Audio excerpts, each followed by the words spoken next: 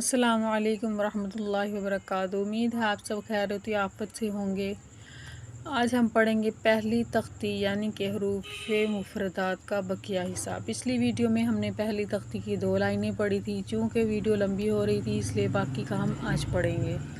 इसमें मैं आपको बताऊंगी कौन से हरूफ मोटे पढ़ने हैं, पुर पढ़ने हैं और किन हरूफ को कितना खींचना है। ठीक है, तो आइए मैं आपको पढ़ के बताती हूँ। बिस्मिल्लाहिर्रहमानिर्रहीम। ज़ा ज़ा सीन शीन स्वाद ज़ाद।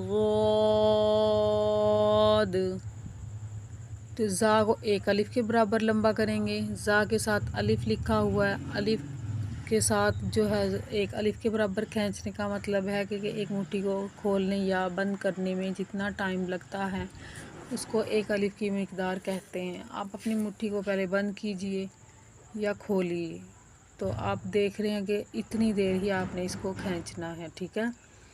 ज़ा सीन में चूँकि मद है तो मद की वजह से इसको हम 3 से 4 अलिफ के बराबर लंबा करेंगे। सीन सी और ज़ा का जो मखरज है वो भी थोड़ा सा मिलता जुलता है। इन दोनों को थोड़ा सख्ती से पढ़ते हैं। ठीक है, ज़ाल की निस्बत ज़ाल को हमने नरमी से पढ़ा था और ज़ा को थोड़ा सा सख्ती से पढ़ेंगे। सा को नरमी से पढ़ा था और सीन में सीटी की आवाज़ निकालेंगे। ठीक है, सीन सीन सीटी की आवाज़ निकालते हुए आपने इसको शुरू करना है और फिर लंबा ले जाना है। शीन स्वाद ज़ाद। ये दोनों पुर हरूफ हैं, इनको मोटा पढ़ेंगे। और स्वाद और ज़ाद चूँकि मद है दोनों के बीच में, इनको भी एक 3 से 4 अलिफ के बराबर लंबा करेंगे। और स्वाद के एंड में जो दाल है, ये दाल हरूफ कलकला में से है और हरूफ ये साकिन भी हो रही है, इसलिए दाल को थोड़ा वाज़े करके हिला के पढ़ना है। स्वाद ऐसे थोड़ा सा हिलाना है। ठीक है, क्योंकि हरूफ कलकला में से हैं। हरूफ कलकला 5 हैं, क़ाफ़ तौ बा जीम दाल। ये 5 हरूफ साकिन होने की हालत में कलकला करके यानी कि थोड़ा सा हिलाकर पढ़े जाते हैं। तो स्वाद में दाल इधर चूँकि साकिन हो रही है तो इसलिए थोड़ा सा हिलाकर पढ़ेंगे।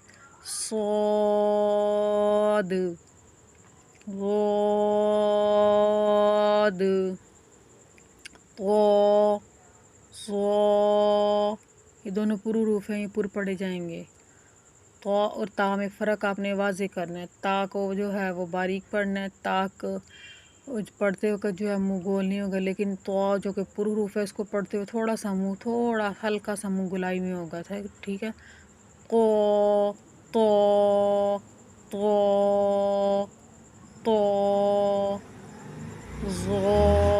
ज़ो भी पुर हरूफ है, इसको मोटा करके पढ़ना है। ज़ो नरमी से पढ़ना है। ठीक है, ज़ो नरमी से मोटा करना है। ज़ो आइन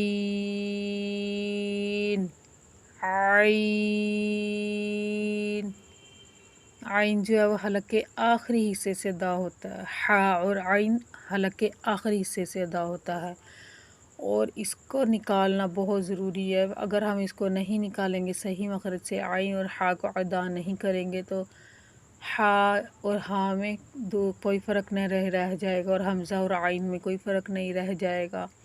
और अगर हम इनको सेम सेम पढ़ेंगे तो इनका तर्जमा भी चेंज होगा और गुना भी होगा तर्जमा अगर गलत बन गया तो। ठीक है, आइन आइन निकालने की आपको थोड़ी सी मशक्क़त करनी पड़ेगी। ठीक, फिर आपका आइन सही होगा। अगर आपका आइन पहले से ठीक नहीं है तो अब जब हम बच्चों को पढ़ाते हैं तो शुरू में बच्चों को आइन पढ़ाना सिखाते हैं तो वो बहुत जल्दी सीख जाते हैं, लेकिन जो पहले पढ़ चुके होते हैं उनका आइन निकलवाना थोड़ा सा मुश्किल हो जाता है। वो थोड़ा टाइम लेते हैं लेकिन उनका भी ठीक हो जाता है। आप भी कोशिश करेंगे तो आपका भी ठीक हो जाएगा। गॉइन गॉइन भी पुर हरूफ है, इसको भी मोटा करके पढ़ेंगे। गॉइन मद है, इसको लंबा भी करना है ज़्यादा। फ़ा फ़ा को सिर्फ एक अलिफ के बराबर लंबा करेंगे ज़ा की तरह और तो की तरह। فا قاف قاف موٹا حروف ہے، اس کو پر کر کے پڑھنا ہے، قاف